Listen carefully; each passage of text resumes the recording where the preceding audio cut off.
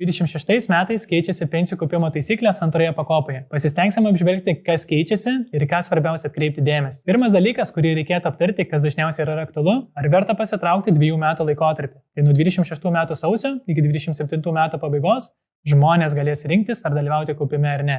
Bet dažniausias klausimas – verta ar ne? Bene svarbiausias dalykas, į ką reikia atsižvelgti, tai yra tai, kad žmonės net gaus visų lėšų, o tik tais gaus tai, ką patys yra įmokėję ir tai, ką uždirba pensijų fondai. Statistiniam lietuviui apie 40% pinigų, kuriuos jis mato šiai dienai savo pensijų fonde, sudaro būtent valstybės ir sodros įmokos. Tai šitų lėšų žmonės negalės atgauti.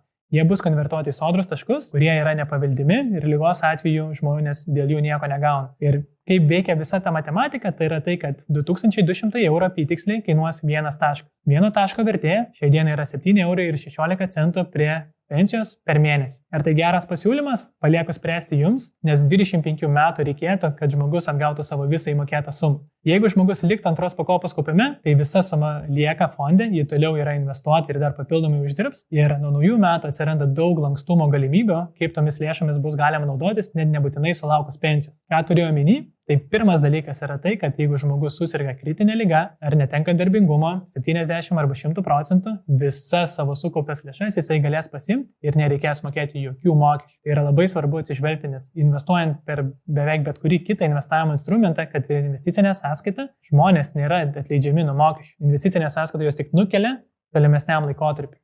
Kas liečia antros pakopos kaupimo, ligos atveju, nedarbingumo atveju, žmonėms nereikės mokesčių ir galės naudotis visomis lėšomis. Antras dalykas dėl lankstumo tai yra tai, kad žmogus turės kiekvienas teisę 25% nuo savo sukauptos sumos, bet kada įsiimti, bet svarbu paminėti, kad tai negalės būti daugiau negu pačio žmogaus įmokėto lėšų. Ir šitas yra aktualu, tai kad nutikus kažkokiai gyveniminiai situacijai, žmonės turės galimybę prieigą pasinaudotomis tomis lėšomis.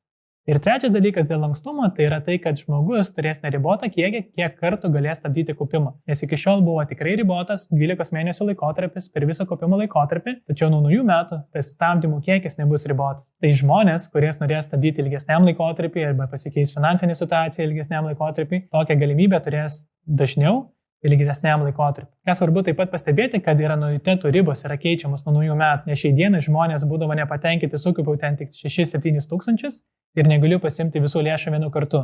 Tai nuo kitų metų, jeigu anuitetas yra mažiau negu 10% nuo vidutinės pensijos Lietuvoje, žmogus viską galės įsimti vienu kartu. Ką tai reiškia per skaičius? Jeigu žmogus bus sukaupęs kitais metais mažiau negu 14 800 € apytiksliai, žmogus visą sumą galės įsimti vienu kartu.